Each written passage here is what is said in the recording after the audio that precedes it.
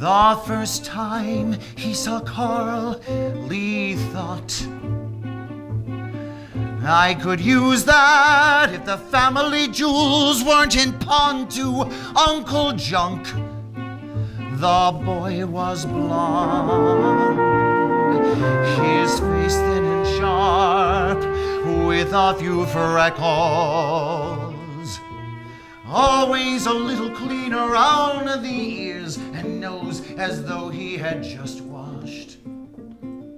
Lee had never known anyone who looked as clean as Carl. With his small round of brown eyes and his fuzzy blonde hair, he reminded Lee of a young bird.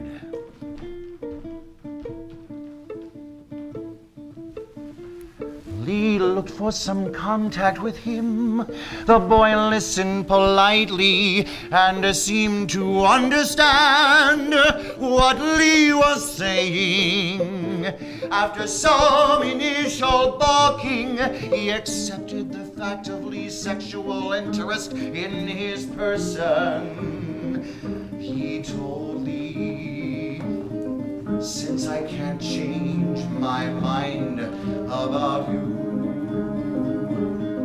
I will have to change my mind about other things. Since I can't change my mind about you, I will have to change my mind about other things.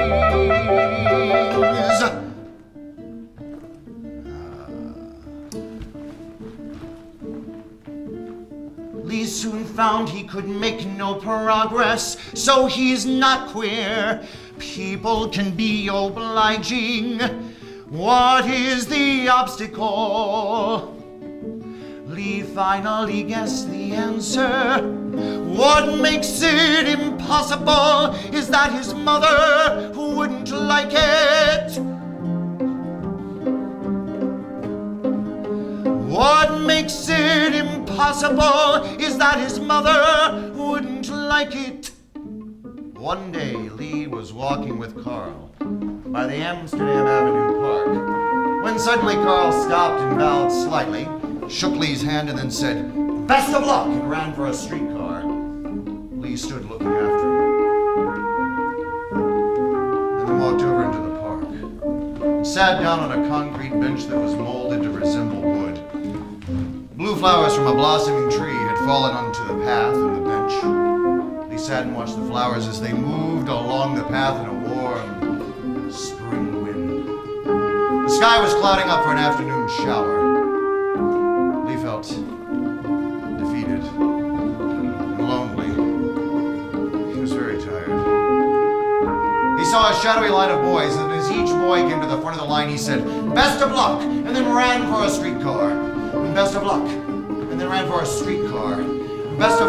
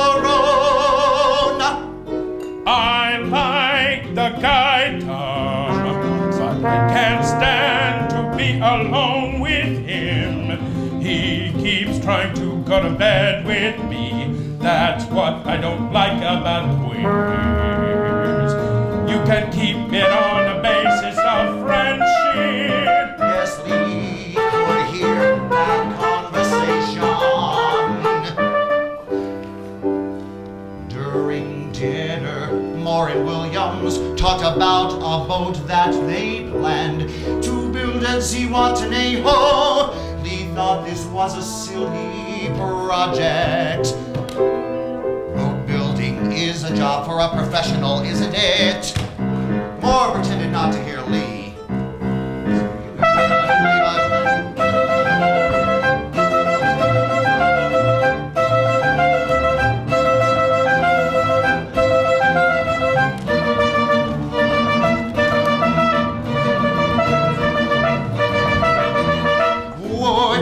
Gentlemen, care for a drink?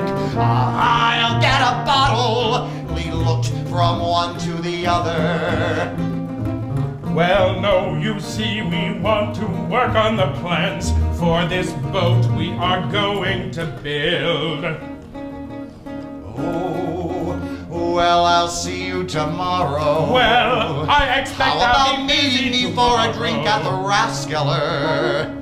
Busy tomorrow. Well, I expect I'll be busy tomorrow.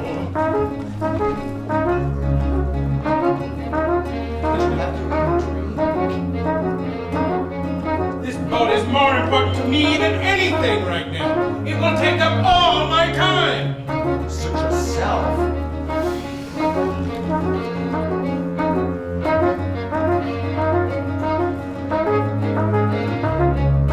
Thanks for running interference, Tom. Well, I hope he got the idea. Of course, Lee's an interesting guy and all that. But this quiz situation is just more than I can take. Sympathetic. Tolerant up to a point. Sympathetic. Finally goes to draw a technical firm line. And he really believes this crap.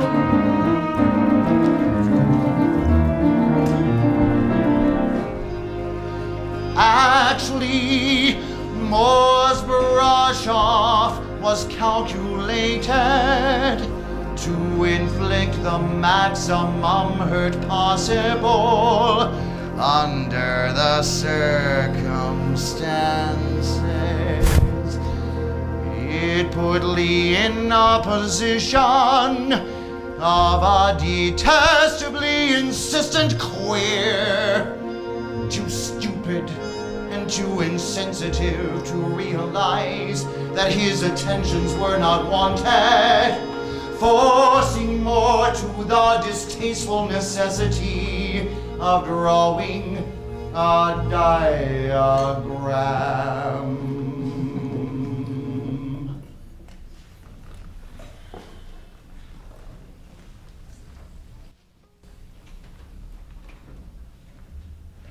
Everything made in this country falls apart. Wouldn't surprise me if I picked up a boy in the Alameda and his, picked up a boy and his,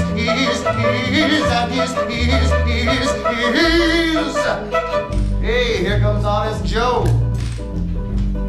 What do you know, Joe?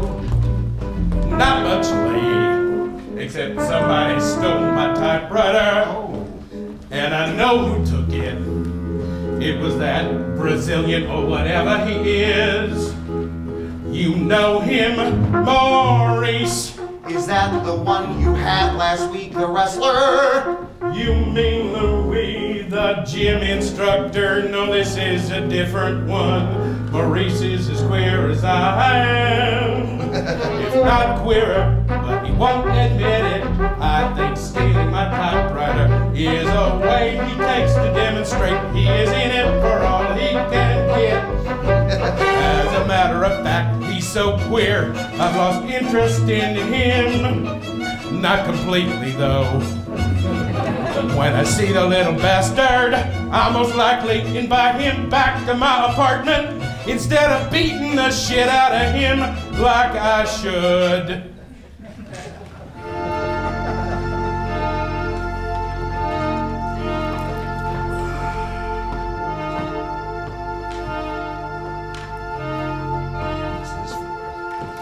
Well, I have to be going.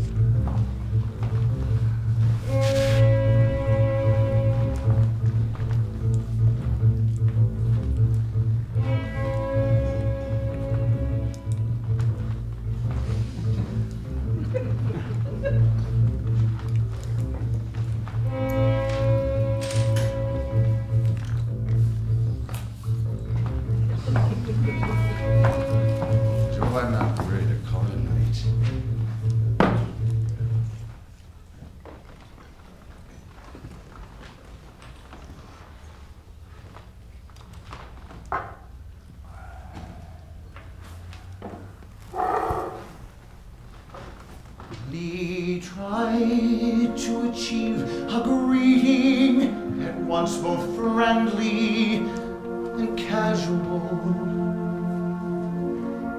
designed to show interest without pushing their short acquaintance. As Lee stood aside to bow in his dignified old world greeting, there emerged instead a leer of naked lust, wrenched in the pain and hate of his deprived body.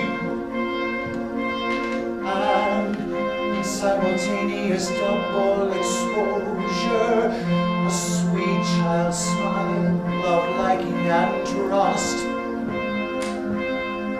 shockingly out of time and of place, mutilated and hopeless.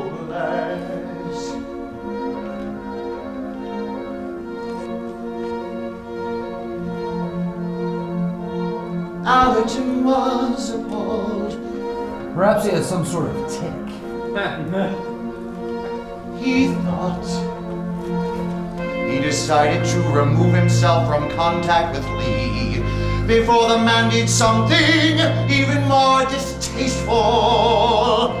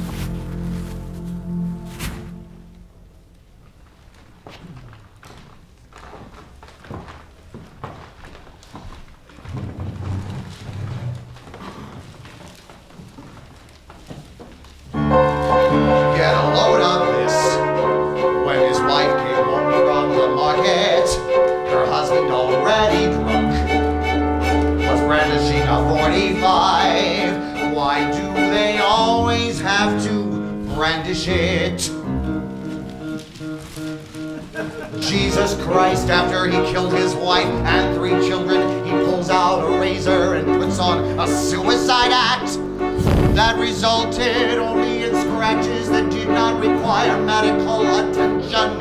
What a slavish performance.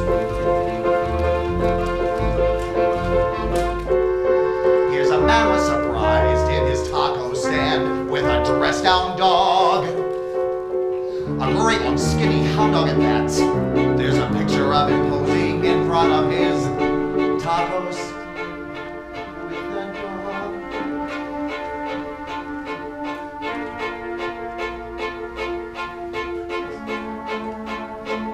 I was in the shadow. He did not see me from the door.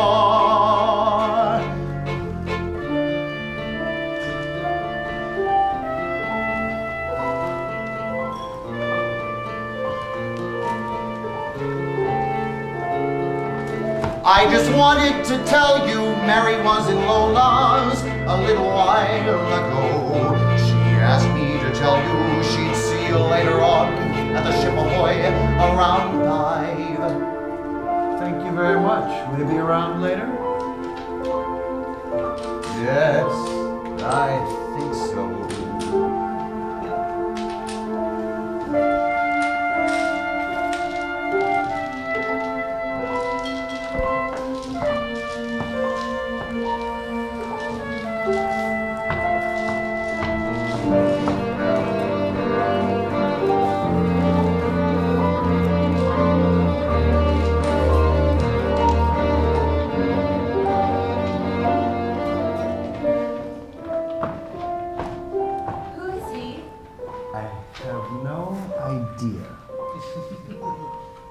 Let's sit down over there.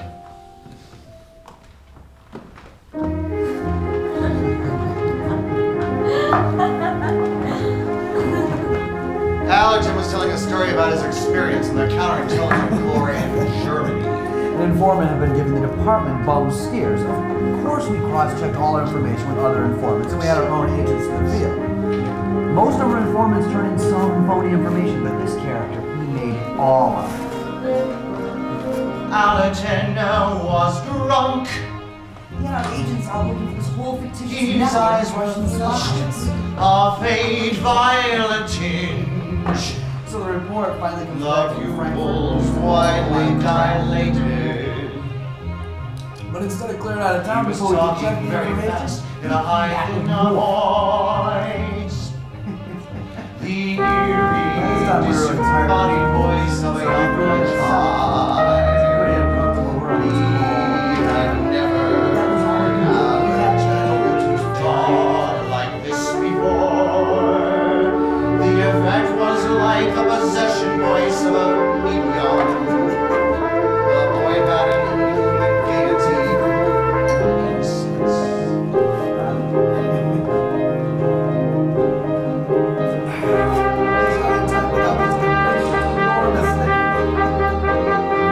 This story clearly delighted Allerton, and he kept laughing while he was telling it.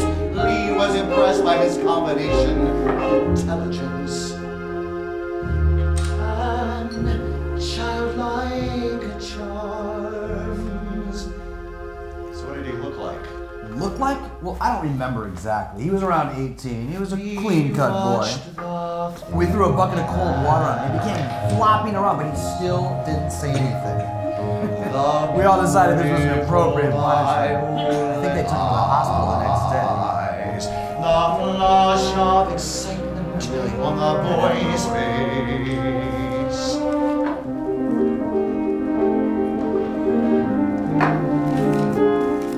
An imaginary hand projected with so much force. It seemed Allerton must feel the touch of ectoplasmic fingers caressing his ears. Phantom thumbs smoothing his eyebrows. Pushing the hair back from his face. Now Lee's hands were running all over the ribs, the stomach. We felt the aching pain of desire in his lungs. Pneumonia? I don't know. Maybe we shouldn't have thrown cold water on him.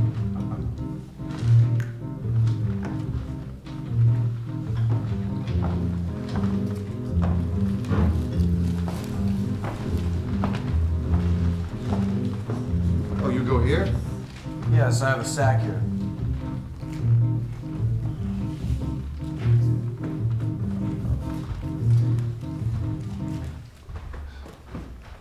Good night. Good night.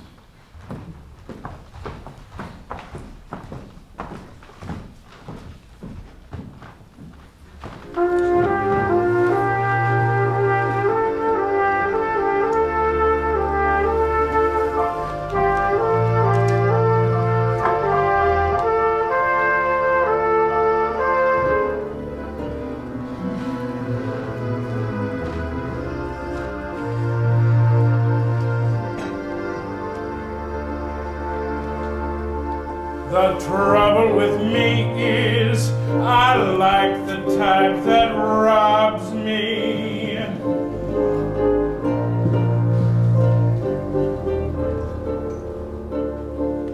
Where you make your mistake is bringing them to your apartment.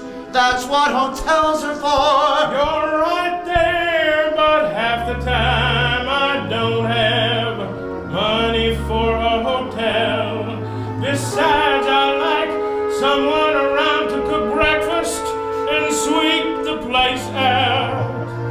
Clean the place out. I don't mind the watch and the radio, but it really hurt losing those boots. They were a thing of beauty and a joyful.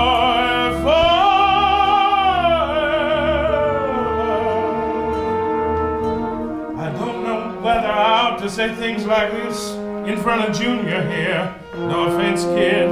Go ahead. Did I ever tell you how I made the cop on the beat? Every time he sees the light on in my room, he comes in for a shot of rum. Well, about 5 nights ago, he caught me when I was drunk and horny, and one thing led to another, and I ended up showing him how the cow ate the cabbage.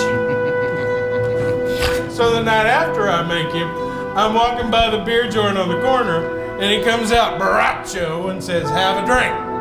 I said, "I don't want a drink." So he pulls out his pistola and says, "Have a drink."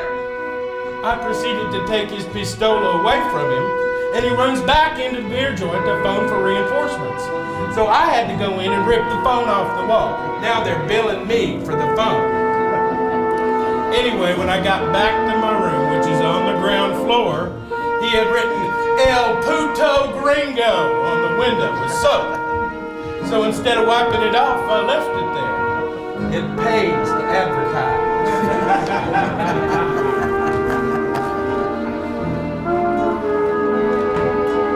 Hyman's a queer, but he pretends he's not. He isn't really. He's queer and you aren't. You just go around pretending you're queer to get in on the act. Who wants to get in on your tired old act?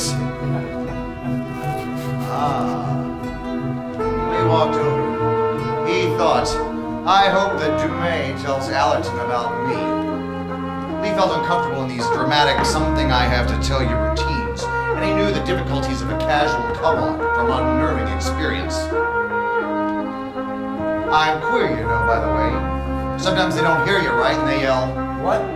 Or you toss in, "Well, if you were as queer as I am." The other one yawns, changes the subject. You never know if he understood you or not.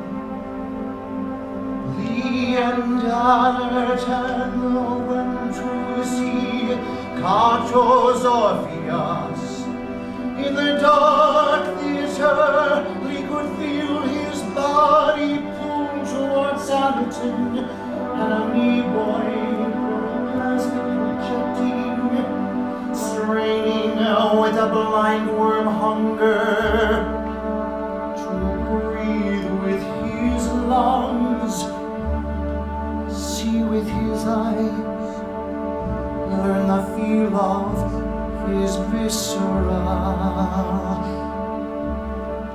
Allerton shifted his seat. He felt a sharp twinge, strain, or dislocation of the spirit. His eyes ached. He took off his glasses and ran his hands over his closed eyes.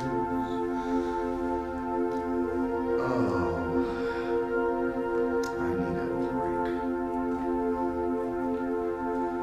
There.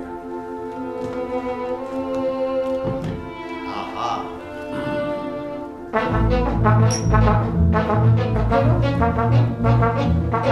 What did you think of the picture? Enjoyed parts of it. Yes, so did I. He always gets some interesting facts.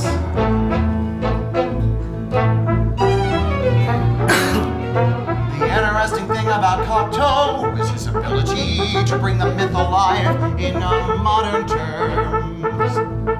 Ain't it the truth?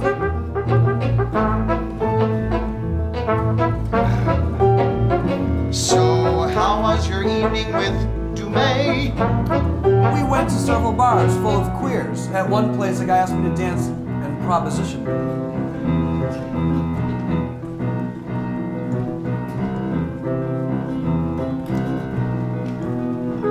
Take him up. No. Dumais is a nice fellow. Yes, but he's not somebody I would confide too much. You refer to a specific indiscretion. Frankly, yes. I see. Dumais never misses. Ah, right here.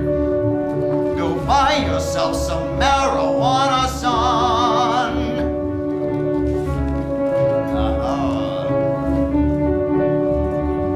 Come back in 5 years and make an easy 10 pesos.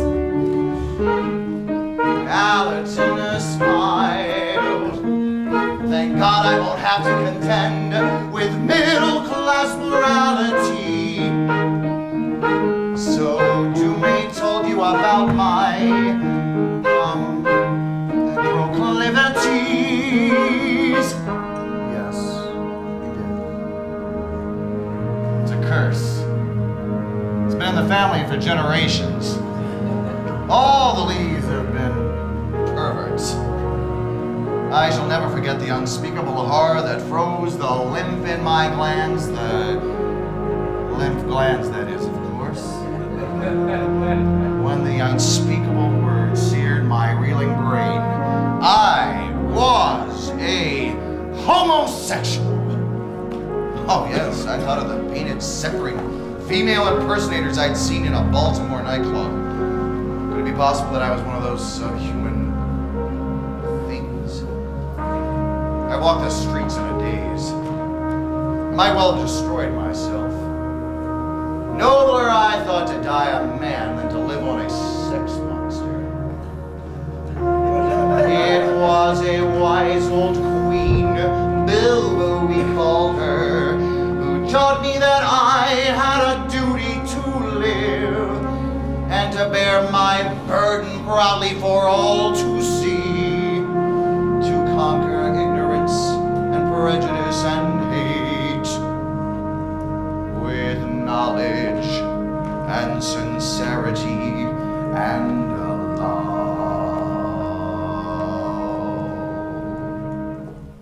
Poor Bobo. Oh, she came to a sticky end. He was riding in the Duke de Von's Hispano Suiza when his falling piles blew out the back and wrapped around the rear wheel.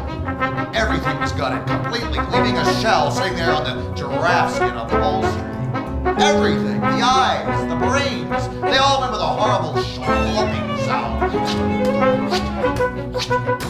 But Bobo's words came not to me from the tomb, their sibilants cracking gently in my ear. Whoa, no one is ever really alone. We're part of everything alive.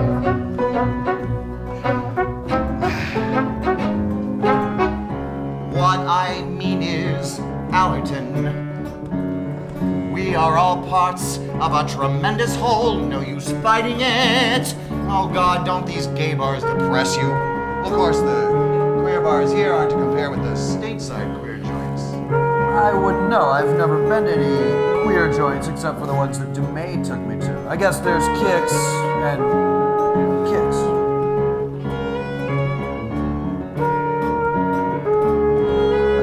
You haven't really. No. Shall we go to my place for a drink? I have some Napoleon brandy. All right.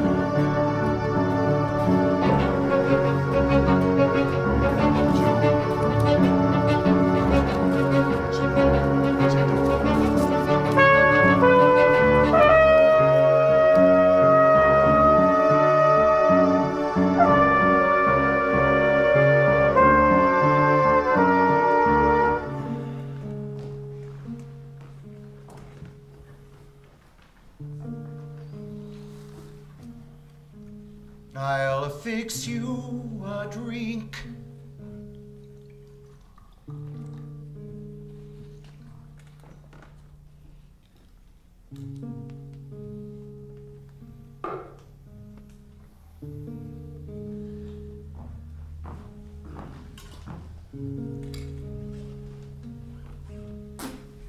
Good Lord, Napoleon must have pissed in that one.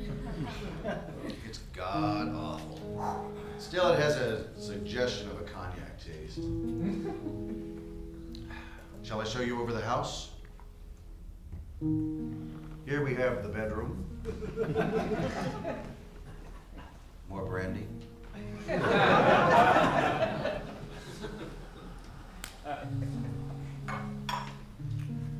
Ooh. Sweet stuff, dearie. This obviously wasn't made in Mexico. Let's get this off.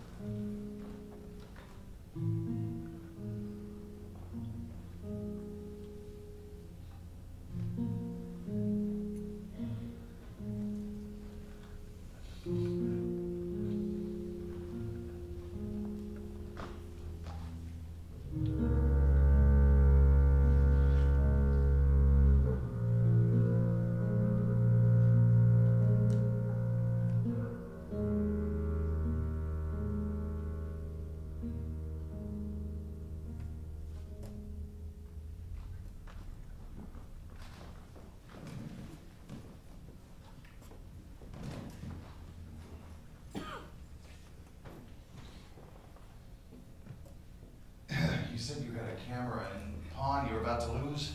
Yes, it's in for 400 pesos. Ticket runs out next Wednesday. Why don't we go down tomorrow and get it out? All right.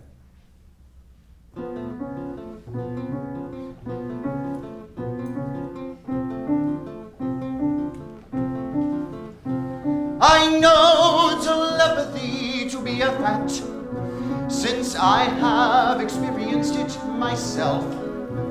I have no interest to prove it, or in fact to prove anything to to anybody.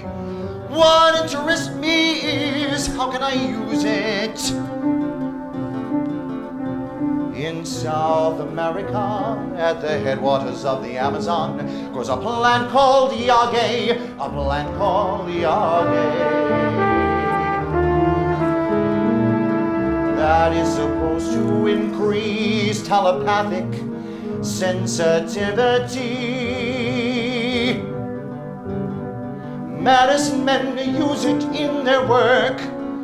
A Colombian scientist whose name escapes me isolated from yage a drug he called telepathy. I saw an article. The Russians are using yage in experiments on slave labor. It seems they want to induce states of automatic obedience and ultimately, of course, cut control. The basic con. No build-up, no spiel, no routine. Just moving on someone's psyche and give orders. By now the US is experimenting with yage, unless they are dumber even than I think. Yage may be a means to usable knowledge of telepathy. Anything that can be accomplished chemically can be accomplished in other ways.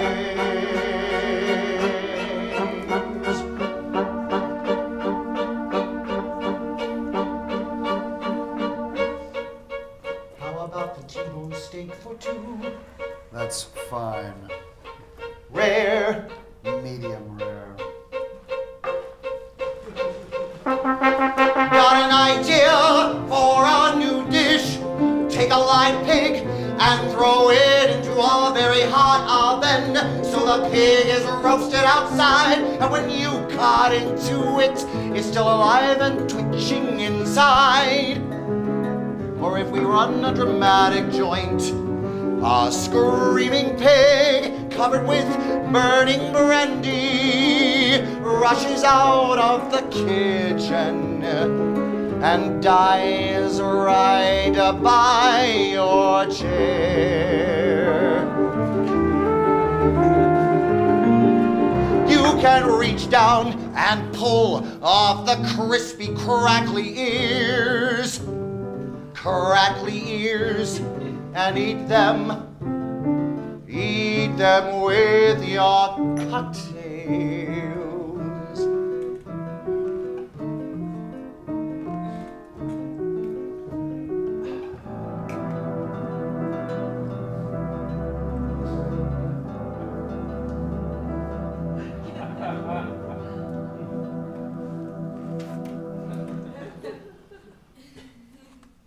Shall we go get your typewriter?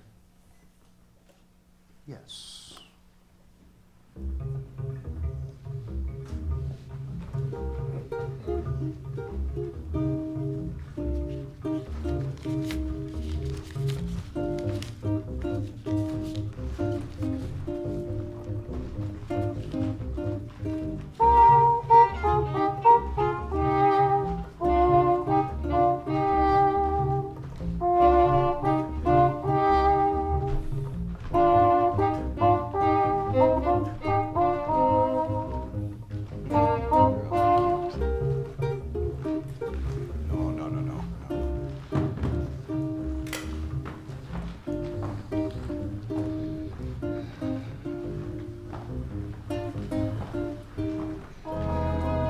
Cabrones! Chica tu madre. Here I come to your little backwater country and I spend my hard American dollars for what? Insulted in the public street.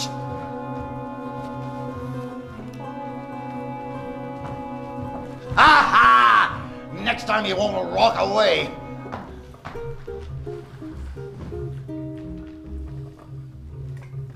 Well, if you insist.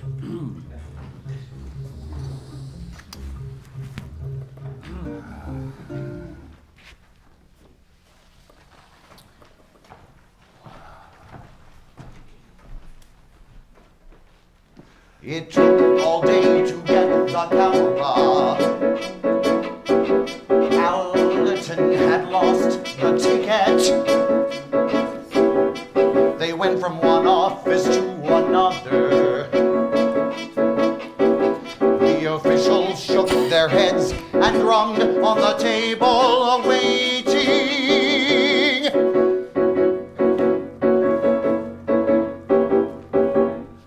Lee put out 200 pesos extra in buys. He finally paid the 400 pesos, plus interest in various charges.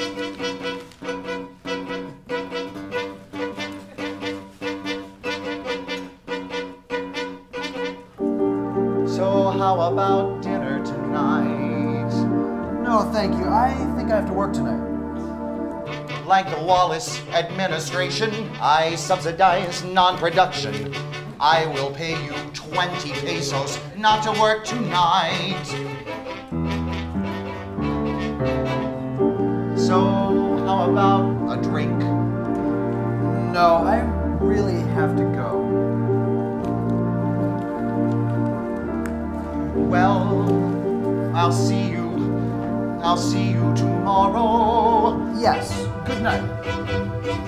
He left me standing there, trying to formulate a plan to keep Allerton from going, to make an appointment for the next day, to mitigate in some way the hurt he had received.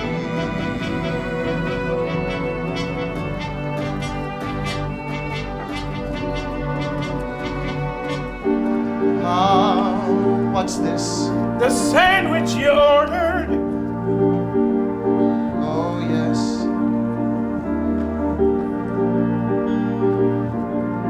On my bill, Joe.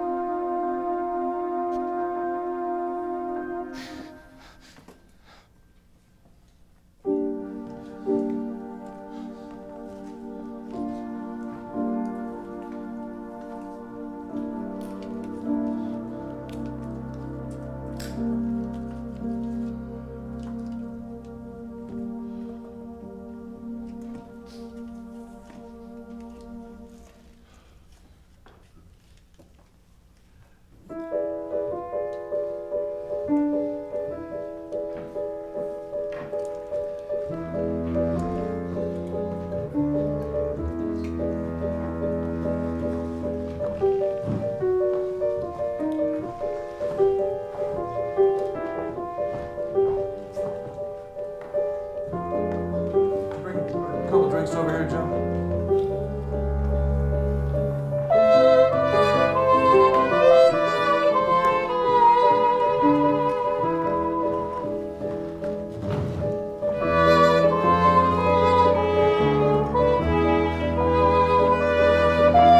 Howdy, don't mind if I kibitz.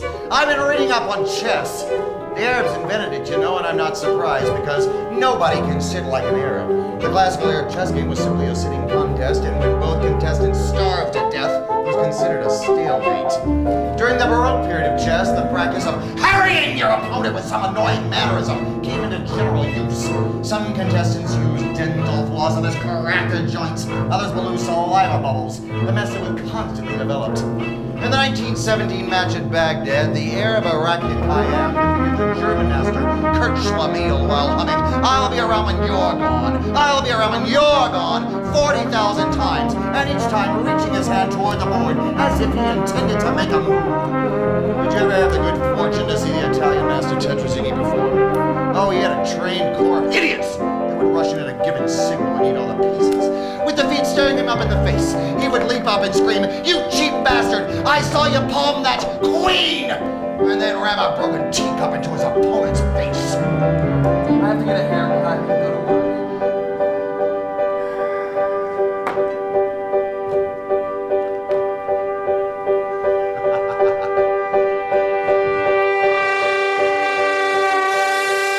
Next time I saw Tetrazzini was in the Upper Yabangi.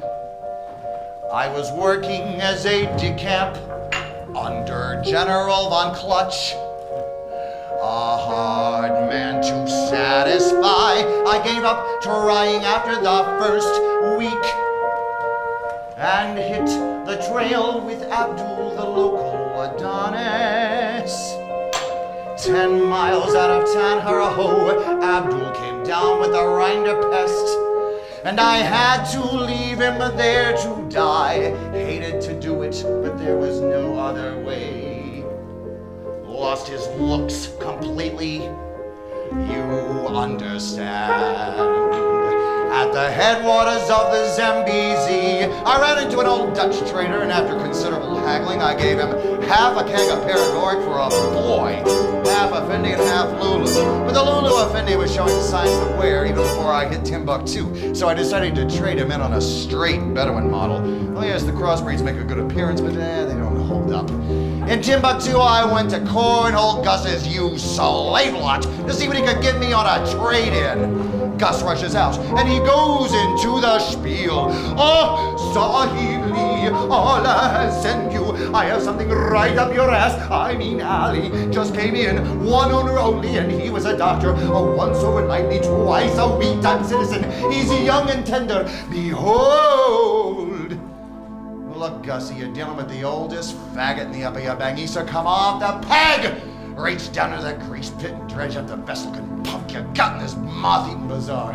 Oh, all right, Sahibli, you want quality. All right, follow me. Here it is, what can I say? Quality speaks for itself. Now I get a lot of cheap type customers in here. They want quality and they scream when they hear the price. But you know, and I know the quality runs high. And this I swear by the Bravich brick. I lose money on this quality merchandise. Yeah, looks like he's got some hidden miles on him. But he'll do. So how about a trial run? Oh, Jesus, Lee! I could lose my license. No consumption on premises. I do not own a house. Yeah, but what can you give me on the Lulu Effendi? Perfect condition. Just overhauled. He don't eat much and he don't say nothing. Jesus, Lee, I swear by my mother's cunt, may my brick fall off and I be paralyzed if these mixed jobs ain't harder to move than some junkie's bowels. What am I supposed to do with it? Peddle it on the public street? You might take it along as a spare. Ah, what can you give me for the boy? Don't get mad. 200 piasters. Gus makes a skittish little move as if to escape my anger, and then throws up a huge cloud of dust in the... Who are you?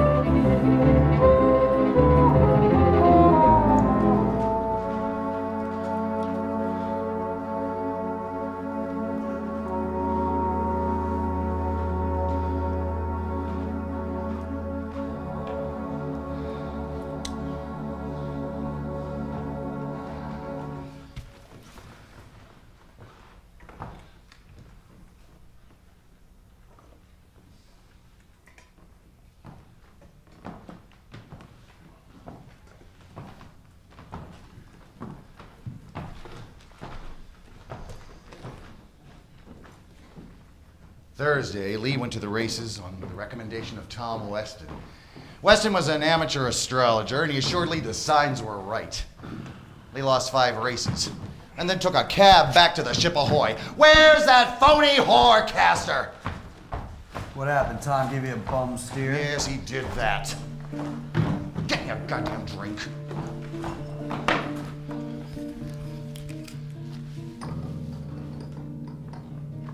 So I figured go to South America soon. Why don't you come along? Won't cost you a cent. Perhaps not money. Oh, I'm not a difficult man to get along with. We could come to a satisfactory arrangement. What do you got to lose? Independence? Who's gonna cut in on your independence? You can lay all the women in South America if you want to. All I ask is that you be nice to Papa, say, twice a week. Now that's not excessive, is it? Besides, I'll buy you a round-trip ticket. You can come back at your own discretion. I'll think about it. The job runs 10 more days. When the job folds, I'll give you a definite answer. Your job. Lee was about to say, I'll give you 10 days' salary. Allerton's newspaper job was temporary, and he was too lazy at any cost to hold down a real job. Consequently, his answer meant no. He figured to talk him over. 10 days. Better not force the issue now. Oh.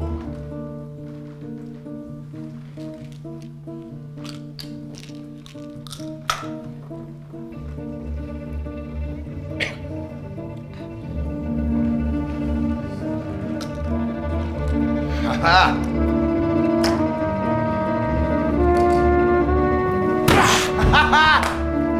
Hold that son of a bitch out and I'll blast it.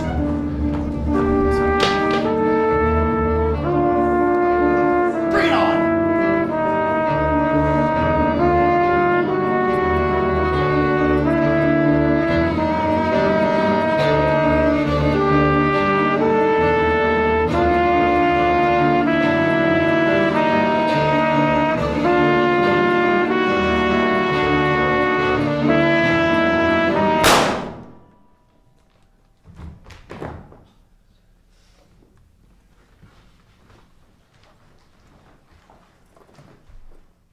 Allerton returned from a trip to Morelia. He was sullen and irritable.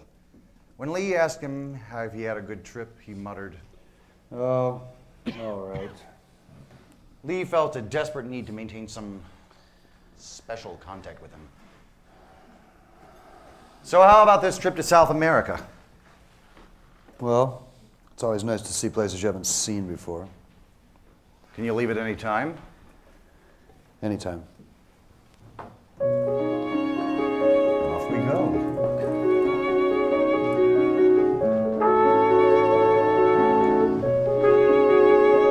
Wake up. Toast. Better buy some camping equipment here. We may have to trek back into the jungle to find the yage. When we get where the yage is, we'll dig a hip cat and ask him where we can score for yage. How will you know where to look for the yage? I aim to find that out in Bogota. A Colombian scientist who lives in Bogota. Isolated telepathing from yage. We must find that scientist. What if he won't talk? They all talk when Boris goes to work on them. You Boris? Certainly not. We pick up Boris in Panama City. He did excellent work with the Reds in Barcelona and the Gestapo in Poland. Talented man. All his work has the Boris touch. Light but persuasive. Looks like a bookkeeper. I met him in a Turkish bath in Budapest. Jesus Christ. One of them blonde-headed Mexicans. Tain't as if it was being queer, Allerton. After all, there's only Mexicans. I need a drink. They left by bus a few days later. By the time they got to Panama, Allerton was already complaining that Lee was too demanding in his desires. But now that Lee could spend days and nights with the object of his attention, he felt relieved of his gnawing emptiness and fear.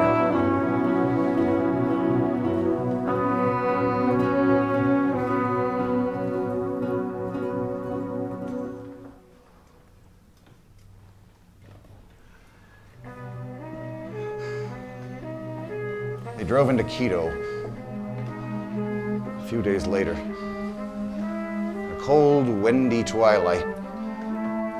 The hotel looked 100 years old.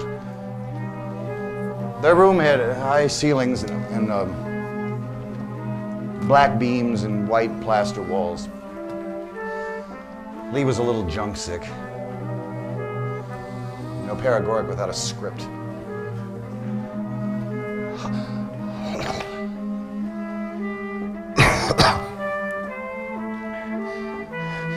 A cold wind from the high mountains blew rubbish through the dirty streets.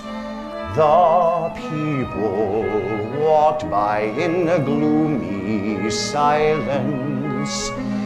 Many had blankets wrapped around their faces. A row of hideous old hags huddled in dirty blankets that looked like old burlap sacks were ranged along the walls of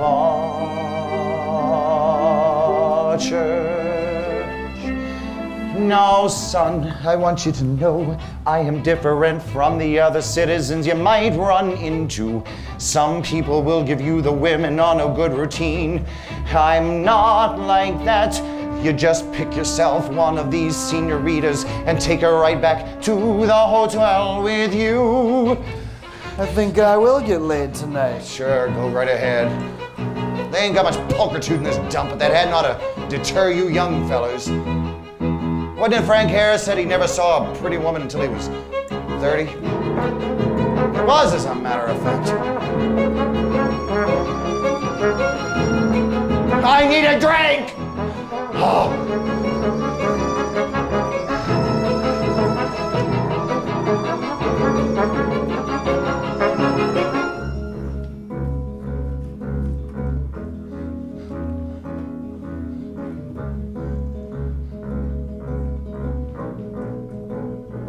That night, Lee dreamed he was in a penal colony.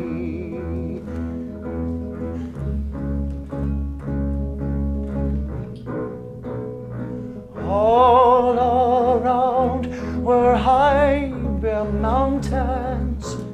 He lived in a boarding house that was never warm. He went out for a walk as he stepped off a street corner onto a dirty cobblestone street. The cold mountain air hit him.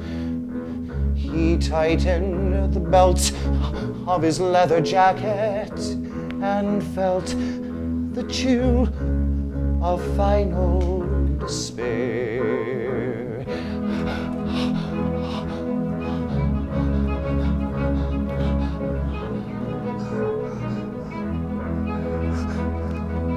Are you awake, Gene? Yes. Cold? Yes.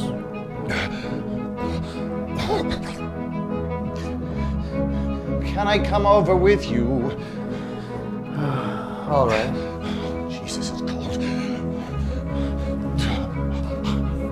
You're twitching all over.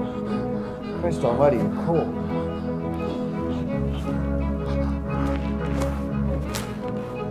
When Allerton was asleep, he rolled over and threw his knee across Lee's body. Lee lay still so he wouldn't wake up and move away.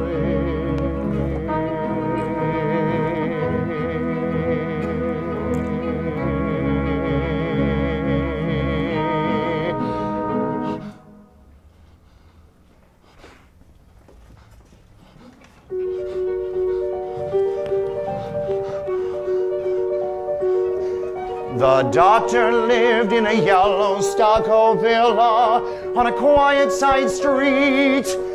He was Jewish with a smooth red face and he spoke good English. I put down a good dysentery routine. The prescription that works best is paregoric with bismuth. Tell the truth now, are you addicted to opiates? Yes. How long has this lasted? Ah, you are a young person that must stop this habit so you lose your life. Better you should suffer now than continue this habit. My God, what you have to put up with in this business. I've tried, doctor, and I want to stop, but I have to get some sleep. I am going to the coast tomorrow to Manta.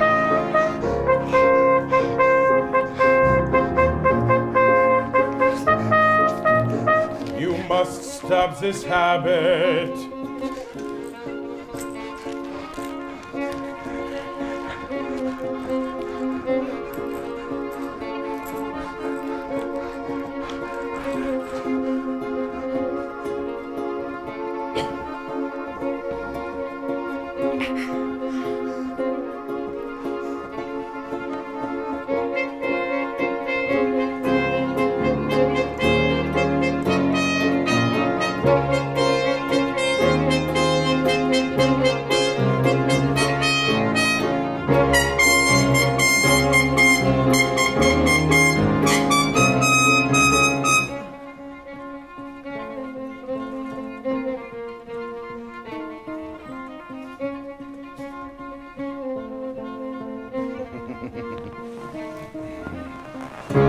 We don't want to get deported under a cloud.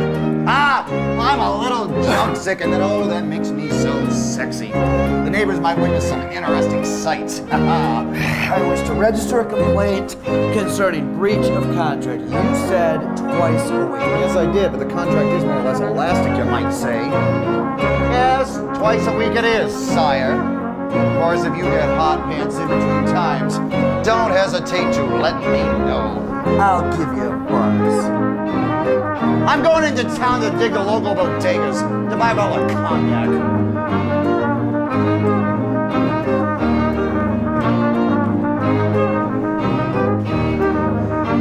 Want nice girl? We looked at the boy, and he said in English, "No, and I don't want you either." Get your goddamn city. Give me a drink.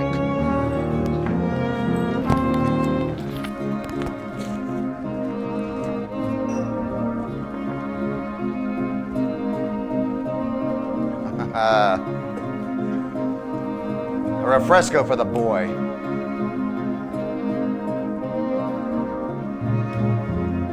He had uneven teeth crowded one right over the other. But oh, he was a young boy. Well, he couldn't be at the score here.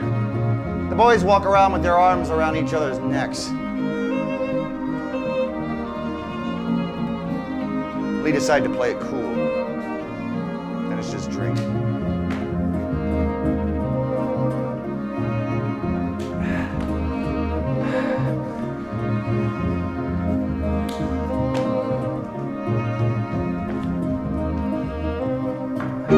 Let's go dig those bars after dinner. And get filled up by those young boys, I should say not. Oh, I want to buy a boat and sail up and down the coast. Oh, when we get to Ecuador, we must score for the yage. Just think of it, thought control. Take anybody apart and rebuild them to your design. Yes, a few changes I wouldn't mind making in you, doll. Well, yeah, you're nice for now, of course, but you do have those irritating little habits. I mean, you won't do exactly what I want you to do every time.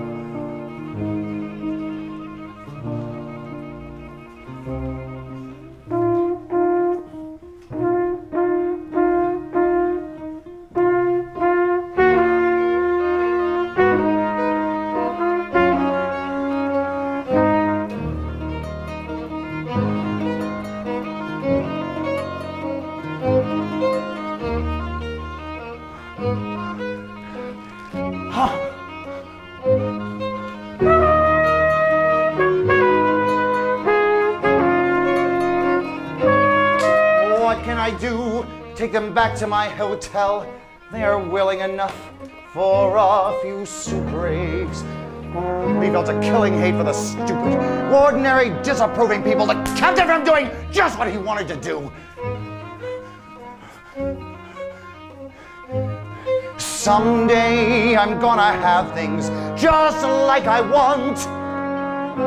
And if any moralizing son of a bitch gives me any static, they will fish him out of the river. He was at the river. It was a dirty yellow color, half a mile wide. He sat down on a bench. Huge masses of water hyacinths floated by.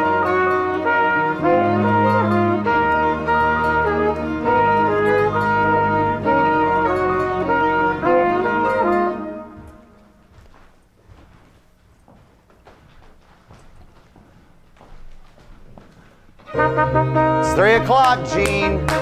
Time to wake up. What for? You gonna spend your whole life in bed? I just saw some beautiful boys down by the waterfront. Such real cut boy stuff. Teeth, smiles, young boys just vibrating with life. All right, stop drooling. What have they got that I want, Gene? Do you know? No. They have maleness, of course. So have I. I want myself the same way I want others. I'm a disembodied. I can't use my own body for some reason.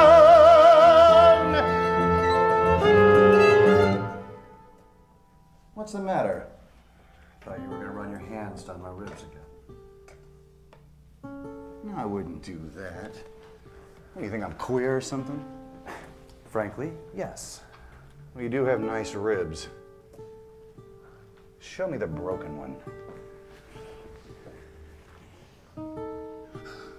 Is that it there? Or is it further down? Would you Go away. But Gene, I'm due, you know. Yes, I suppose you are. Of course, if you'd rather wait till tonight. These tropical nights get me so romantic. Then we could take 12 hours and do the thing right. Maybe you're right. Maybe it would be better now. You do like to sleep alone. Too bad. If I had my way, we'd sleep all wrapped around each other like hibernating rattlesnakes.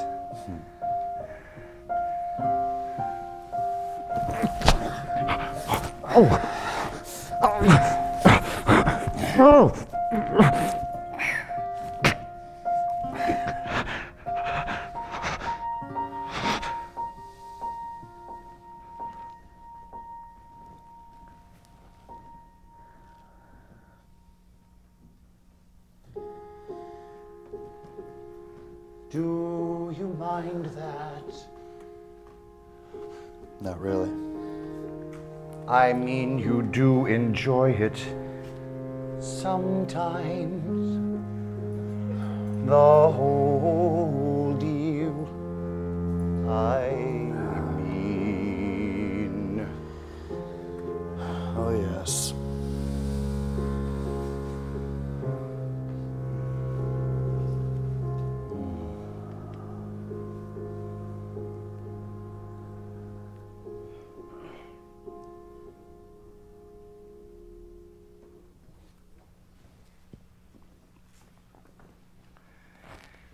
Lee went to Quito to get information on the yage. Allerton stayed behind in Salinas. Lee came back 5 days later. Yage is also known to the Indians as ayahuasca. Its scientific name is Banisteria caapi. It grows on the high jungle side of the Amazon near the Andes. Now we're going to go to Puyo. From there, well, that's the end of the road. We should be able to locate someone who can help us deal with the Indians and score for that yage.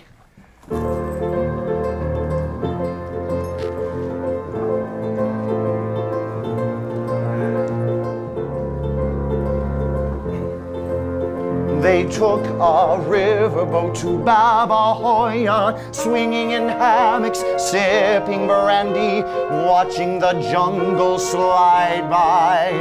Spring's most beautiful clear streams and trees up to 200 feet high. From Babahoya, they took a bus over the Andes to Ambato, a cold, jolting 14-hour ride. They stopped for a snack of chickpeas at a hut at the top of the mountain pass, far above the tree line.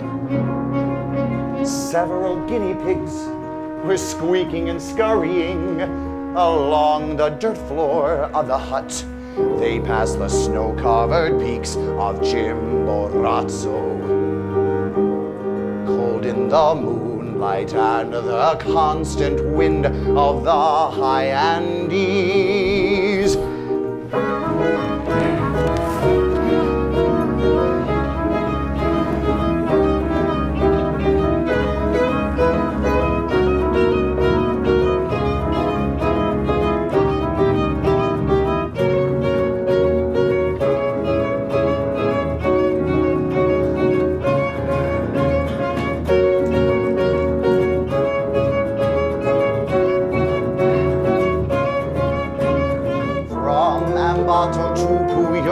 Along the edge of a gorge 1,000 feet deep.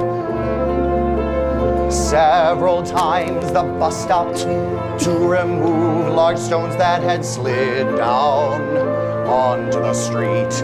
Lee talked to a Dutchman named Sawyer who was farming near Puyo. Sawyer told him of an American botanist living in the jungle a few hours out of Puyo. He is trying to discover some medicine, I forget the name. If he succeeds in concentrating this medicine, he says he will make a fortune. I am interested in medicinal plants. I must pay him a visit. He'll be glad to see you. But take along some flour or tea or something. They have nothing out there. There, look at that one.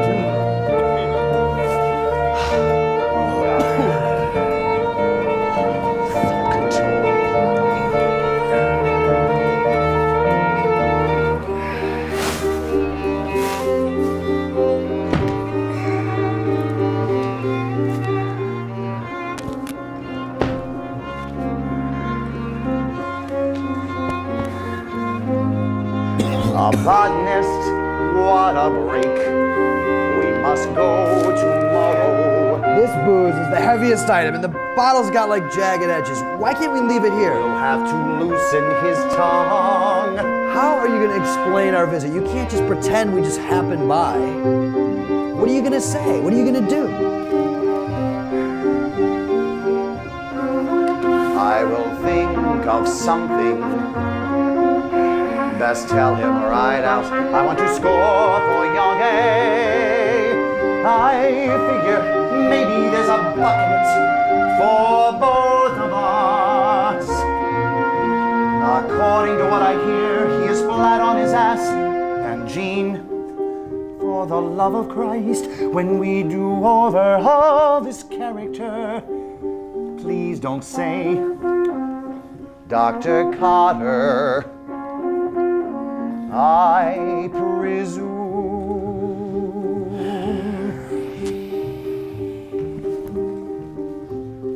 Here we go.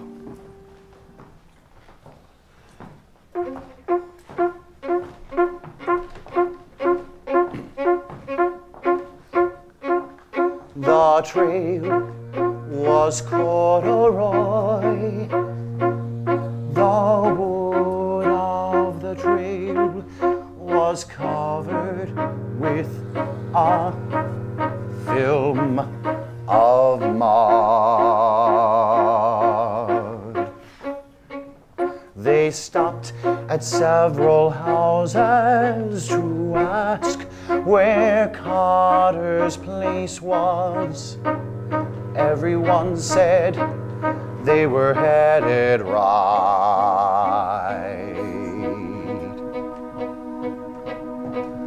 How far? 2, 3 hours, maybe more. Gracias. You are looking for Carter.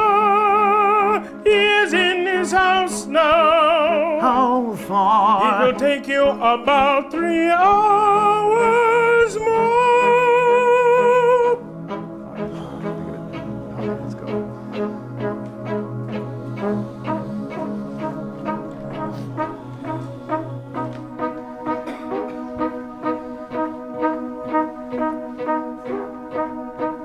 How did you happen to come here?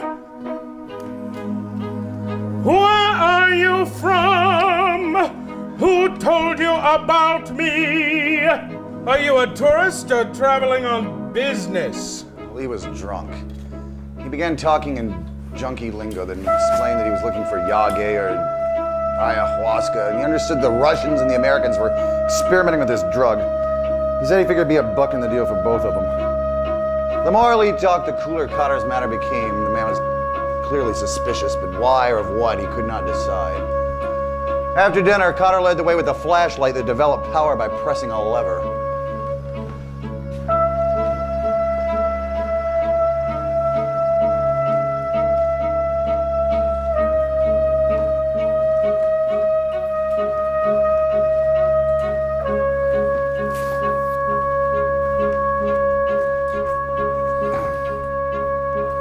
I guess you can make out here.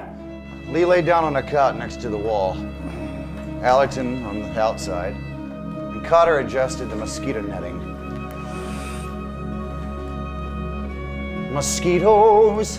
No vampire bats!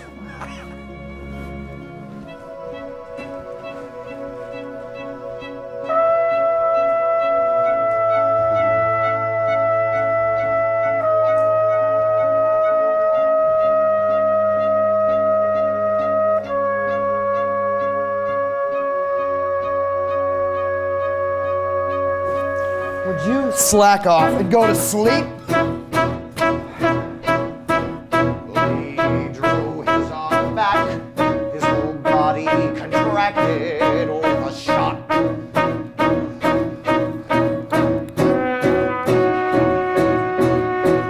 Slowly, he put his hand under his cheek.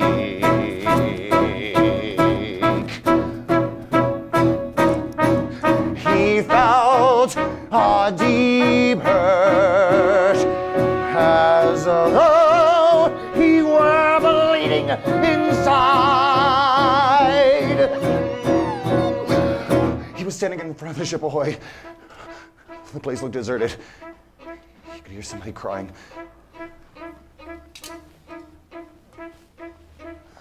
He saw his little son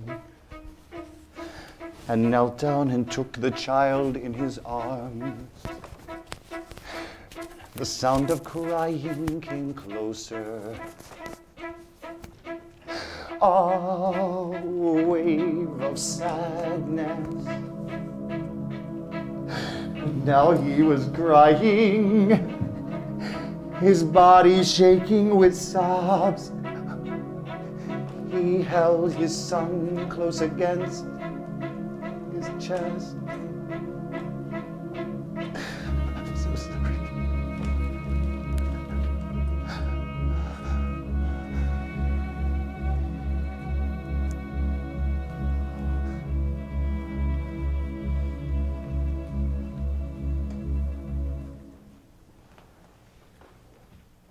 When Lee woke up from his dream, he still felt the deep sadness. He stretched a hand out towards Allerton and pulled it back. Next morning, he woke up dry, irritable, and empty of feeling.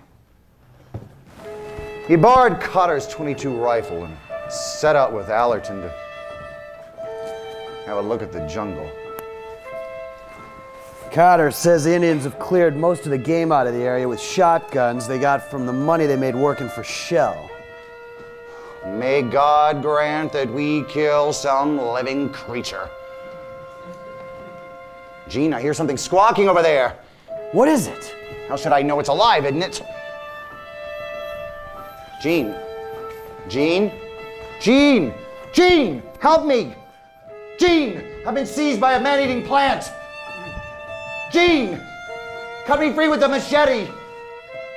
Gene!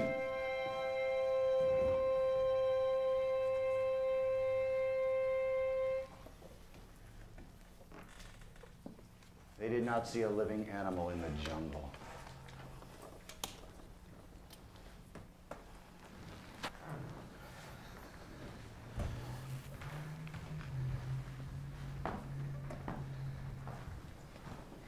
I flew up to Mexico City.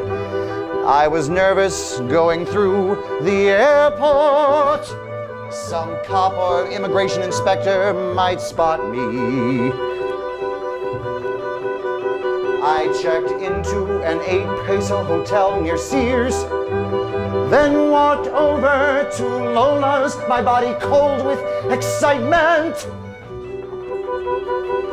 The bar was in a different place, redecorated with new furniture. The major walked in, a retired army man, gray-haired, vigorous, stocky. I ran through the list crisply with the major. Johnny White, Russ Morton, Pete Crowley, Ike Scranton, Los Angeles, Alaska, Idaho, don't know, still around.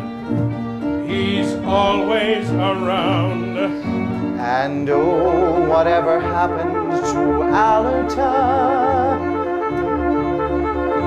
To Allerton. Allerton, don't believe I know you. See you. Nightly, take it easy.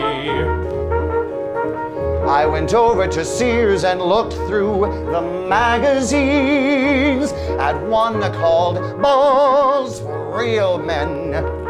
I was looking at a photo of a Negro hanging from a tree. I saw them swing Sonny Goons A hand fell on my shoulder. I turned, and there was Gale, another retired army man. I ran through the list. Everybody is gone. I never see those guys anyway. Never hang around Lola's anymore. I asked about Allerton. Allerton, Tall, skinny kid, friend of Johnny White's and Art Gonzalez. he's gone too. I put the magazine away slowly and walked outside and leaned on a post. Then I went back to Lola's. Burns was sitting at a table, drinking a beer with his maimed hand. Hardly anybody around. Johnny White and Tex and a cross wheel are in Los Angeles. I was looking at his hand. Did you hear about Allerton? He left about 5 months ago as a guide to an army colonel and his wife. They were going to sell a car in Guatemala, a 48 Cadillac. I felt there was something not quite right about the deal. Allerton never told me anything definite. You know how he is. Art seemed surprised. I had not heard from Allerton. Nobody has heard anything from him since he left. It worries me.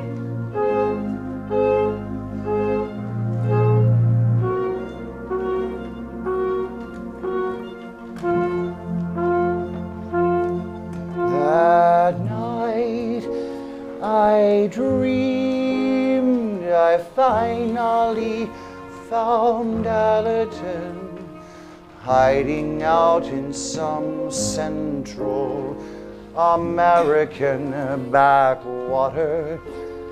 He seemed surprised to see me after all this time.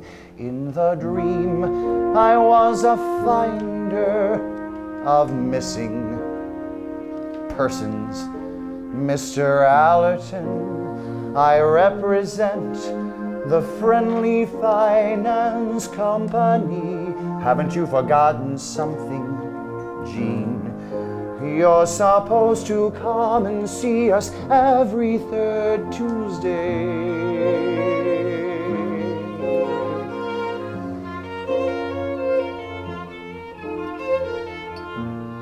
We've been lonely for you in the office. We don't like to say pay up or else. That's not a friendly thing to say.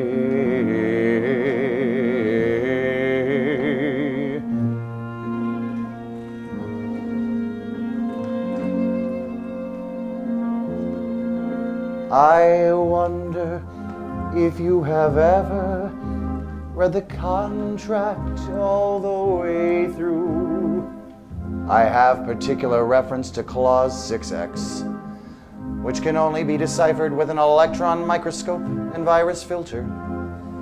I wonder if you know just what our house means, Jean. Oh, I know how it is with you young kids. You get chasing after some floozy, and you forget all about friendly finance, don't you? But friendly finance doesn't forget you.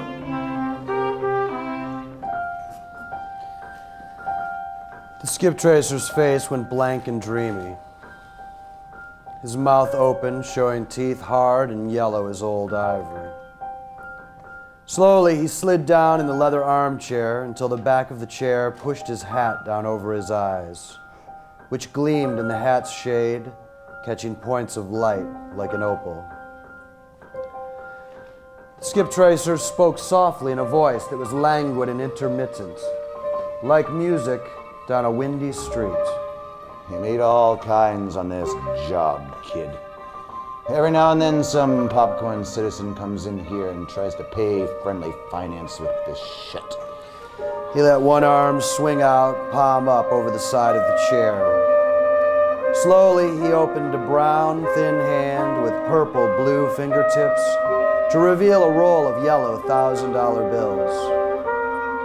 The hand turned, palm down, and fell back against the chair. His eyes closed. Suddenly, his head fell to one side and his tongue fell out. The bills dropped from his hand one after the other and lay crumpled on the red tile floor. A gust of warm spring wind blew dirty pink curtains into the room. The bills rustled across the room and settled at Allerton's feet.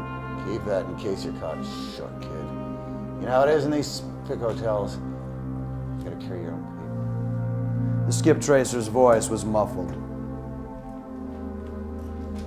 How about your account? I'll be around soon. That is within the next few.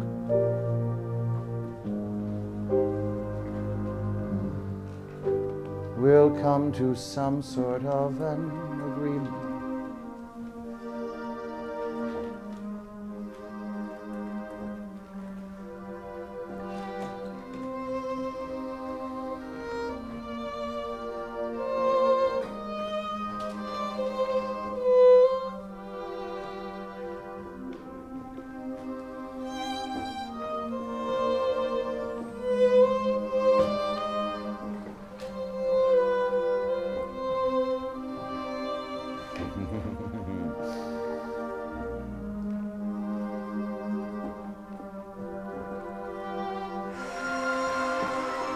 The doors opened. Wind blew into the room.